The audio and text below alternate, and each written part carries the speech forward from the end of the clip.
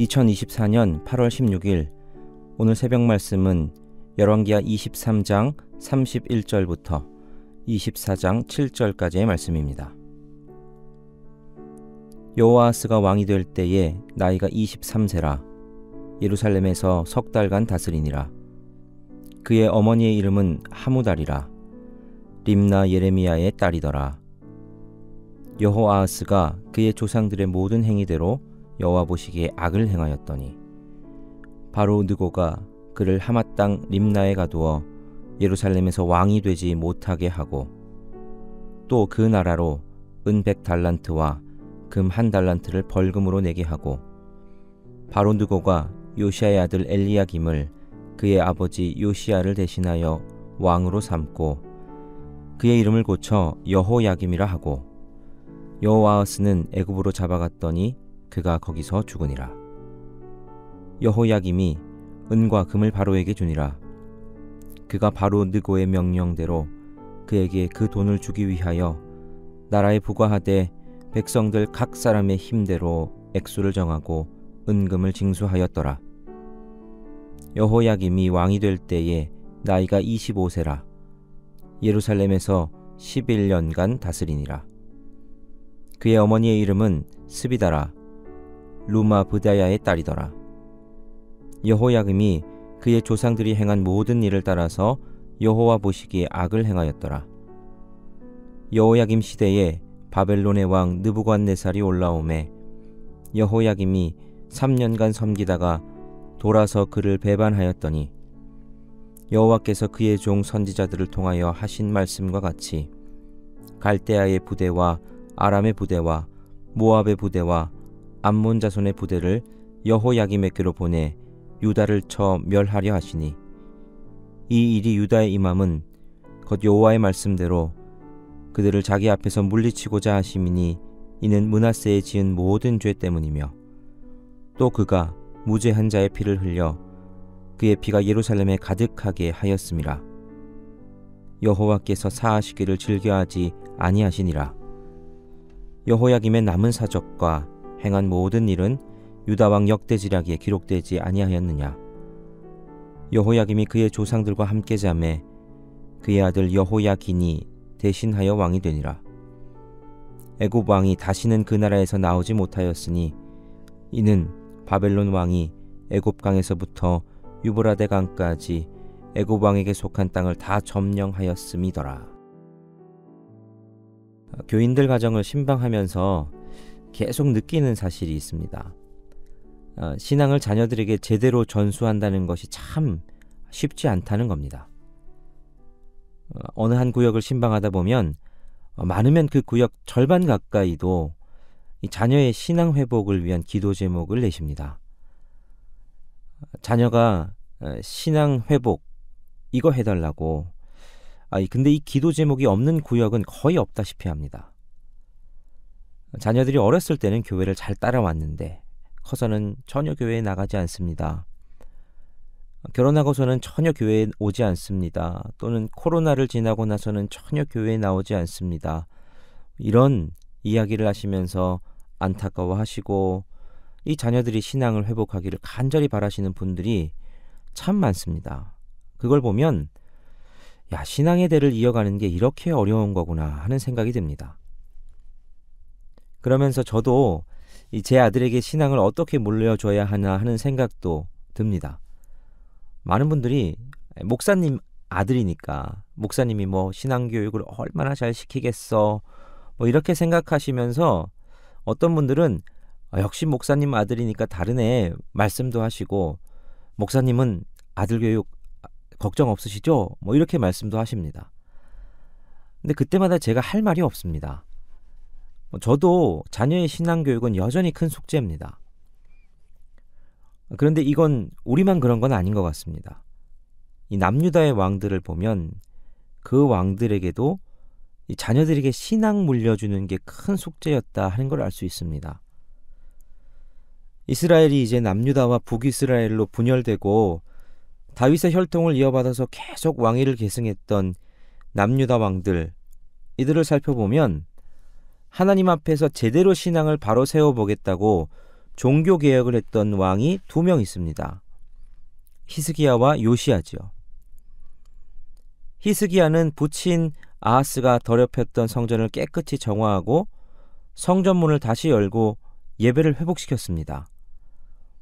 이사야, 미가 이런 선지자들과 함께 백성들이 영적 각성을 하도록 이 각성운동을 벌이기도 했죠.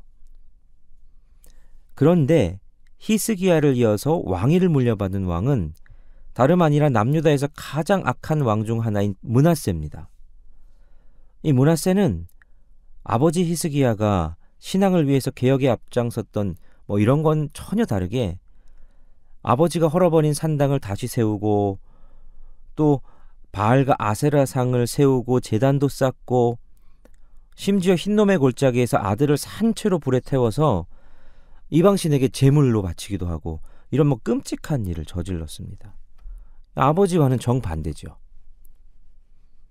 또 한 명의 성군인 요시야는 요시야의 아들이 바로 오늘 본문에 나오는 여호아하스와 엘리야김입니다. 요시야는 남유다에서 가장 급진적인 종교개혁을 했던 왕입니다. 율법책을 발견하여서 그 율법의 말씀을 듣고 대각성운동을 이끌었을 뿐만 아니라 이전에 찾아볼 수 없었던 유월절을 그렇게 대대적으로 지켰습니다. 우상도 파괴하고 하나님 앞에서 참 신앙 회복을 위해서 정말 힘썼던 왕이 요시야입니다. 그런데 오늘 본문에서 보여주는 그의 아들들의 모습은 요시야의 모습과는 너무 다릅니다. 요시야의 개혁은 유다의 미래를 바꿀 것처럼 보였는데 그러질 못했습니다. 요시야가 죽은 후에 그 개혁은 흔적도 찾을 수 없게 됩니다. 그래서 우리는 오늘 본문에 나오는 이 요시야의 아들들의 모습을 한번 살펴보면서 우리가 반면교사로 삼아야 할 모습들을 살펴보고자 합니다. 그리고 그 모습 속에서 우리에게 말씀하시는 하나님의 음성, 우리에게 주시는 교훈을 함께 살펴보고자 합니다. 첫 번째로 알게 되는 사실은 여호와를 섬기지 않으면 악을 섬기게 된다 하는 겁니다. 우리는 뭐든 적당한 게 좋다 이런 말 참 많이 듣죠. 너무 열심히 하지 마. 그러다가 오히려 손해봐. 이런 얘기를 합니다. 군대에 대해서 조언을 할 때 제일 많이 듣는 말이 그겁니다. 야, 군대에서는 너무 못해도 안 되지만 너무 잘해도 안 돼.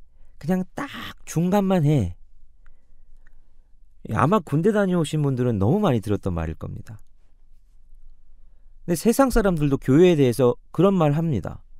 야, 신앙생활 하는 거 좋은데 너무 광신도처럼 그러지는 마. 뭐든 적당히 하는 게 좋은 거야. 세상 살아가면서 어떤 부분은 적당히 해야 좋은 것들이 있을지도 모르죠. 그런데 하나님 믿고 하나님 섬기는 데는 적당히란 건 없습니다. 적당히 하나님 섬기고 적당히 세상에 한 발 걸치는 그런 건 없습니다. 신앙생활에 있어서 중간지대, 비무장지대 이런 완충지대는 없습니다. 신앙생활은 하나님을 섬기든지 사단을 섬기든지 둘 중 하나입니다. 적당히 하나님을 섬긴다는 건 있을 수 없습니다. 적당히 섬기는 건 하나님을 섬기는 것이 아니라 사단을 섬기는 겁니다.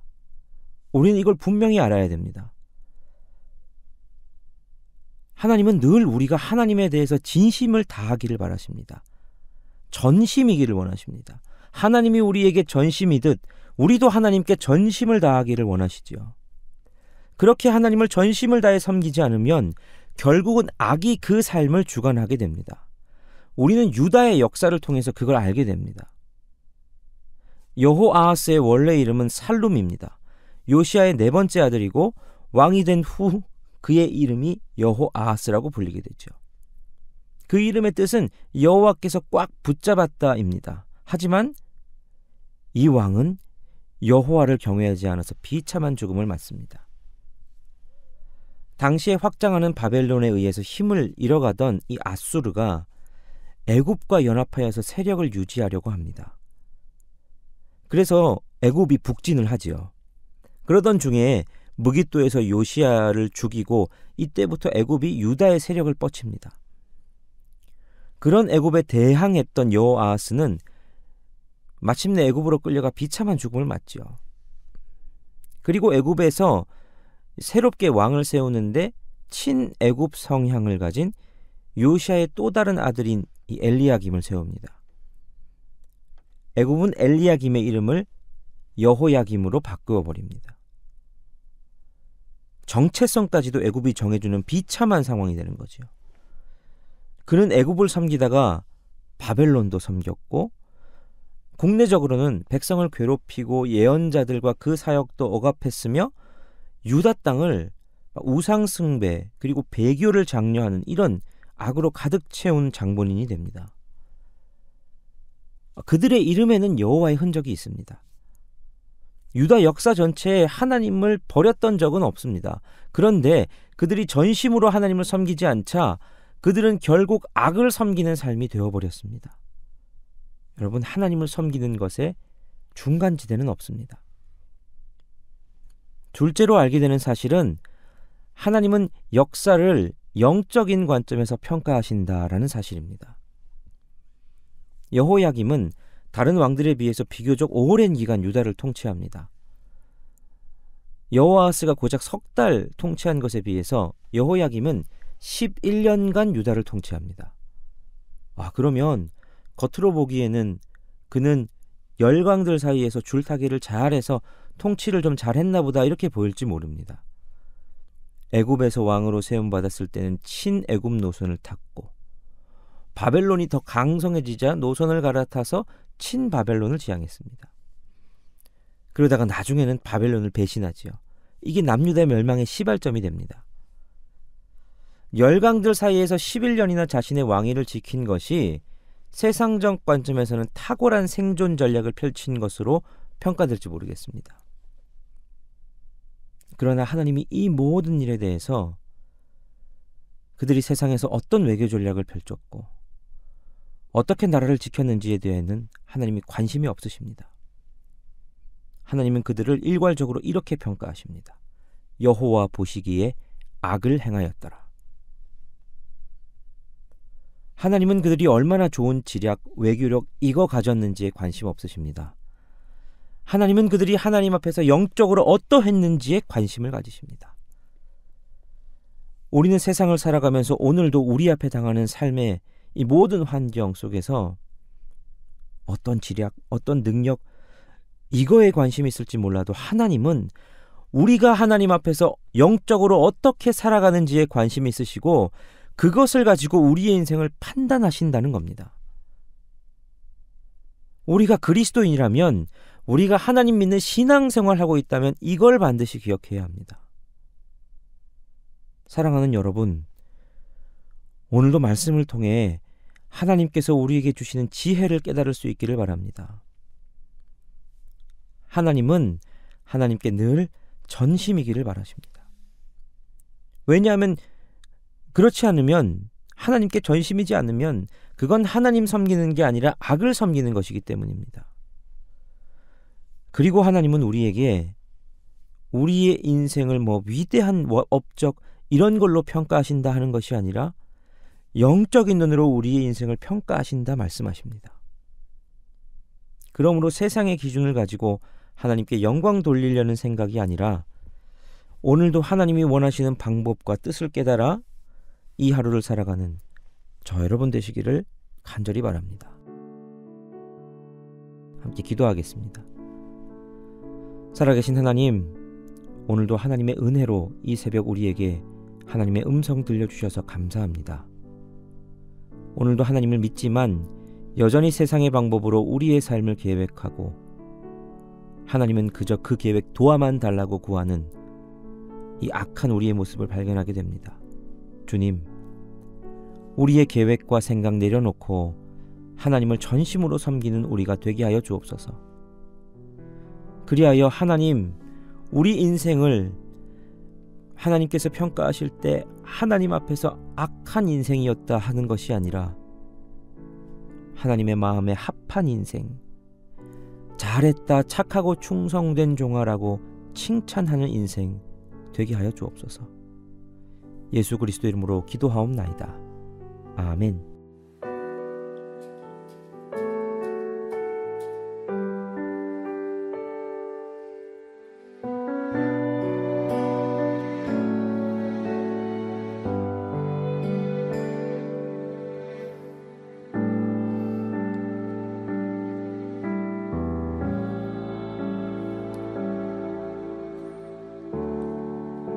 주님 손에 맡겨드리리. 나의 삶 주님께, 주님 손이 나의 삶 붙드네. 나 주의 것 영원히.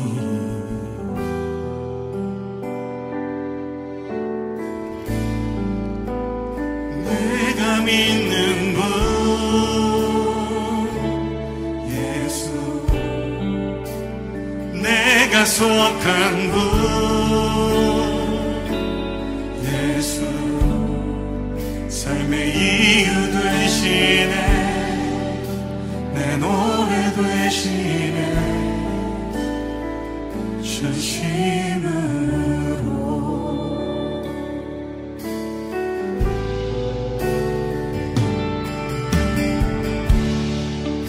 주와 함께 걸어가리라. 모든 길을 주실래. 주 뜻 안에 나 살아가리. 주의 약속은 영원해.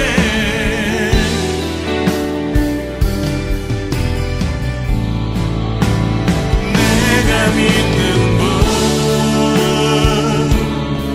예수, 내가 속한 분 예수, 삶의 이유 되시네. 내 노래 되시네. 내가 믿는 분 예수, 내가 속한 분 예수, 삶의 이유 되시네. 내 노래 되시네. 전심으로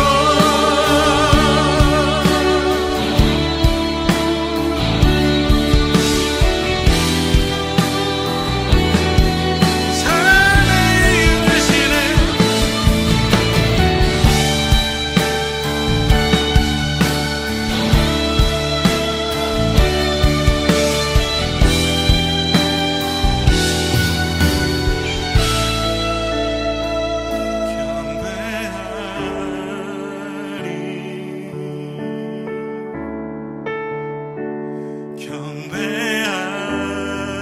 경배하리라.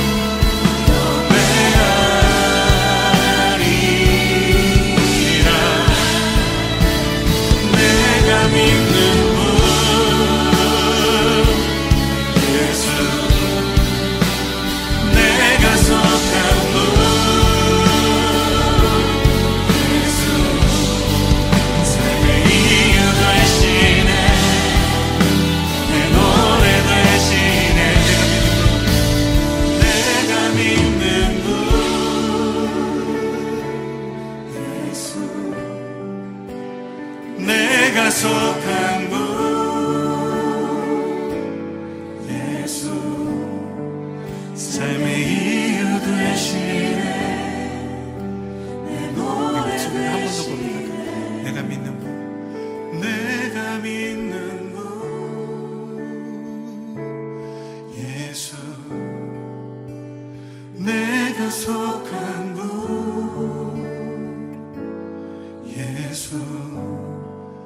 삶의